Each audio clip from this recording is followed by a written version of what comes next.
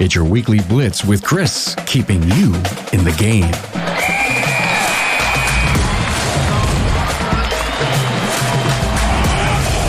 Hey, good morning, everyone. This is Chris Cotton from AutoFix-Auto Shop Coaching with your weekly Blitz.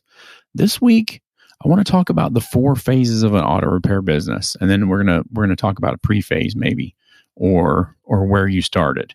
This is something that I've been developing in my mind, and I've got a lot of different clients in different stages, but I've never laid it out this way, and I've never put it out there. So we're also going to do some video series and some other stuff. So be looking for that coming out. We're going to talk more in depth about each individual phase, and I'm going to do a webinar I'm not going to do a webinar because David Thompson can't do one because he's in the financial industry, and it's a no-no. So be looking for that from David Thompson and myself. We're going to do a closed video recording and then share it with everybody so they can get it out. So first of all, thanks for tuning in, everybody. You know, it's a wonderful having you guys today. I love each and every one of you. Before we get started, though, how are you doing? It's summer heat here lately.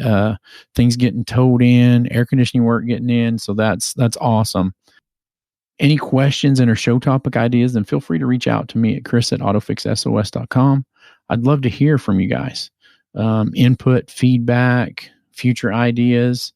So, having said all that, it's a beautiful day in the auto repair customer service industry. Let's get started, right?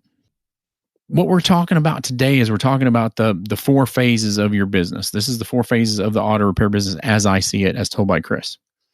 But before we do that, we're going to talk about a pre-phase first, right? So pre-phase is the phase you were in when you contacted me or called me, or this is kind of like the trouble stage. Like you're in the weeds, you don't know what's going on, you don't know what to fix, you don't know what road to go down. So this is the pre-phase is the point to where you contact me or another coach or something like that, and then ended up here with us. And we love having you, by the way. So pre-phase could also be called the trouble stage, right? Like, I don't know what I don't know. Now we get into the 4 phases of the repair business.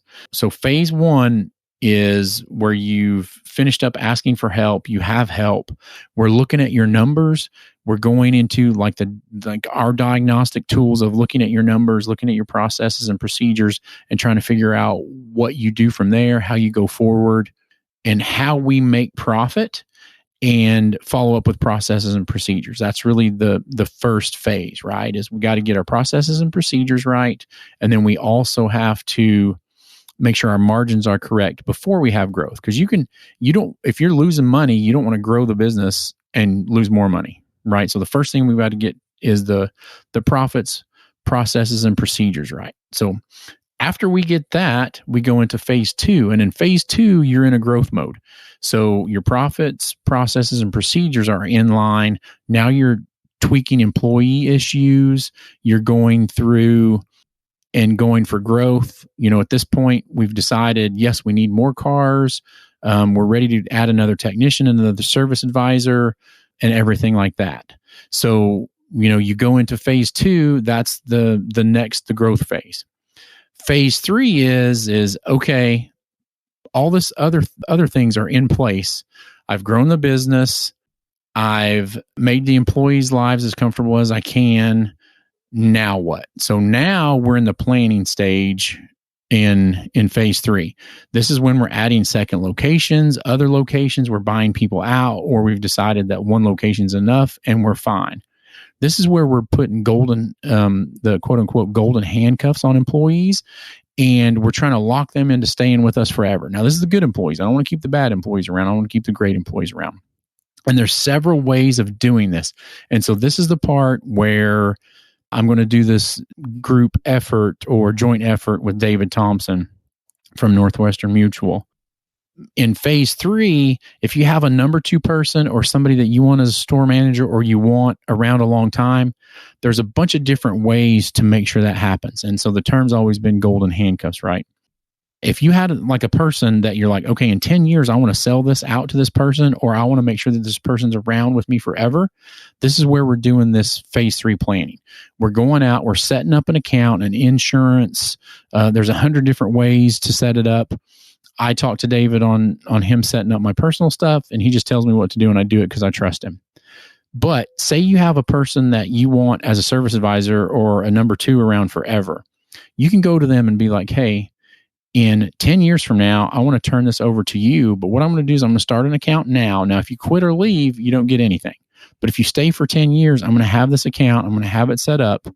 And on the 10-year anniversary, you're going to have X amount of dollars in this account that you can either buy me out with or use it as a down payment or something else. We can do whatever we want to with it because, we've set it up that way. You can also set it up that it's like a bonus in 10 years for them staying up with you or anything like that. And I'm not talking like $10, $20, $30,000. I'm talking about like $100, $150, $200,000. Also, you can tie that into an insurance policy. Let's say, God forbid, this person dies in a car crash, has a heart attack or whatever, and it affects your business. So say it affects your business negatively and you're trying to go through and hire the exact same person that you need to be the long-term person. That may take 6 months. That may take a year. You may have to step back into the business. It may hurt sales. So you can also add that as an insurance policy to go in there and pay the business back in case something like that happens. You can do that for all of your employees if you wanted to. Now, obviously, we want to make sure they're taken care of before we do stuff like this. And the other thing in this part of it is, say you want to sell your business 20 years from now, and or you want to go into stage 4, which I'll talk about here in a minute. You start putting money in there in an IRA, in other things. There are so many different mechanisms that you can do. Again, I don't know. I'm not the expert on that. David is, and he can tell you more about it later. But if you start putting money in it there, and then you're able, what say if you had this thing, this golden handcuff for your employee, and you set up your money, and in 20 years from now, you just take what they have for down payment and just walked away? What if you had so much money sitting back that you could do that? The other thing is, after this last 18 months, I couldn't tell you what the hell the world's going to be like in 20 years. It may be that your repair business is not worth anything anymore, but if you've got $1 million, $2 million, $3 million in the bank or in an IRA account or something and can retire, then you're not tied to the business and you're not dependent on that. I see so many people in the industry. They worked hard. They didn't know what they didn't know. And they were actually in Prephase and decided to sell their business, and their business wasn't worth anything. So really, you're in the best position to move forward at this point. You're in phase 3. You go through your X amount of time. There's an exit strategy and a plan. And stage 4 is, I'm calling it margaritas on the beach. The cowboy rides away, whatever it is, Stage 4 is you have enacted this plan. The plan is in place. It's worked in your favor. And now it's time to go do what you want to do with the rest of your life. And if phase 4 for you is, I'm staying in the business until I just pass out one day and I'm done, then that's fine. But let's plan for that. Let's see what that day looks like and see what we can do. I mean, really, the sky's the limit.